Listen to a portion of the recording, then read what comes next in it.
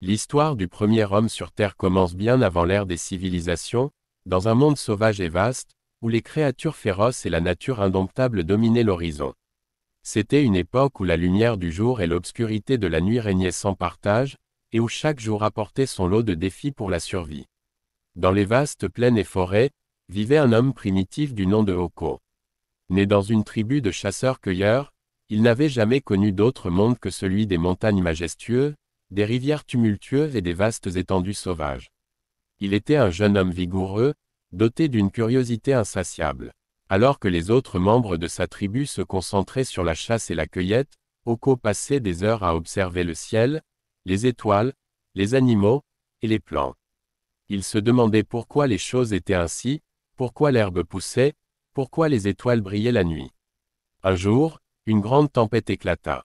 La pluie se déversait comme des torrents et les éclairs zébraient le ciel.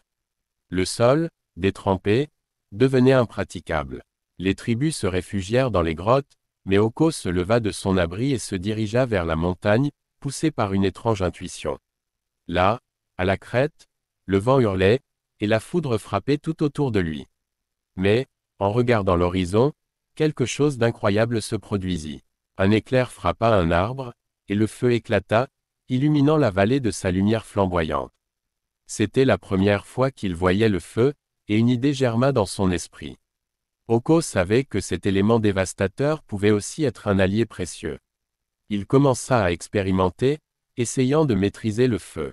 Il apprit à allumer des flammes en frappant des pierres, et, avec le temps, il devint un expert du feu, une compétence qui marquerait une étape fondamentale dans l'histoire de son peuple. Mais ce n'était pas seulement le feu qui attira son attention.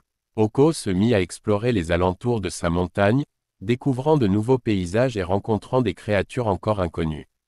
Un jour, il fit la rencontre d'un lion massif. Plutôt que de fuir, comme l'auraient fait les autres, Oko ressentit une connexion avec l'animal. Il se rendit compte que, tout comme lui, l'animal cherchait à survivre, à nourrir sa tribu. Cette rencontre renforça sa détermination à comprendre la nature. Avec le temps, Oko devint un visionnaire. Il commença à enseigner à sa tribu l'art de la survie d'une manière nouvelle, plus en harmonie avec l'environnement. Il leur montra comment utiliser le feu pour cuire les aliments, comment se protéger des bêtes sauvages, comment lire les signes dans la nature pour prévoir les saisons. Mais ce qui rendit Oko véritablement unique dans l'histoire, ce fut sa quête incessante de comprendre les mystères de l'univers. Il leva les yeux vers les étoiles et commença à observer leurs mouvements. Il découvrit des constellations et commença à croire que, peut-être, il y avait un ordre supérieur dans tout ce qui existait. La nature, le feu, les étoiles, tout était lié. Un jour, alors qu'il méditait sur une crête, Oko eut une vision. Dans son esprit, il vit un homme fort, tout comme lui, mais avec des ailes. Cet homme ailé volait à travers les cieux, surmontant les montagnes et les océans, apportant avec lui la connaissance et la sagesse de l'univers. Oko comprit que, même si l'humanité était encore fragile et ancrée dans la terre, elle possédait un potentiel immense. Il décida alors de partager cette vision avec sa tribu, non seulement pour leur apprendre à survivre, mais aussi pour leur montrer qu'ils étaient destinés à plus. Oko leur expliqua que, tout comme les oiseaux dans le ciel, ils pouvaient atteindre des sommets inimaginables. Leur destin ne se limitait pas simplement à la chasse et à la cueillette, mais à une recherche de compréhension et de progrès. La tribu, galvanisée par ces paroles, suivit Oko dans sa quête d'une vie meilleure. Ils apprirent à forger des outils plus avancés, à comprendre les cycles naturels et à bâtir des abris plus solides. Oko leur enseigna aussi à respecter la terre, à ne pas la dominer, mais à vivre en harmonie avec elle. Avec les années, Oko devint plus qu'un simple chef de tribu. Il devint une légende, un symbole de sagesse et de découverte.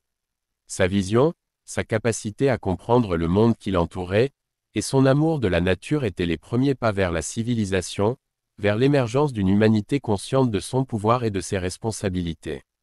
Et ainsi, l'histoire de Oko, l'homme premier, devint l'histoire de l'humanité, une quête sans fin vers la compréhension, la maîtrise de la nature, et, peut-être, un jour, la conquête des étoiles.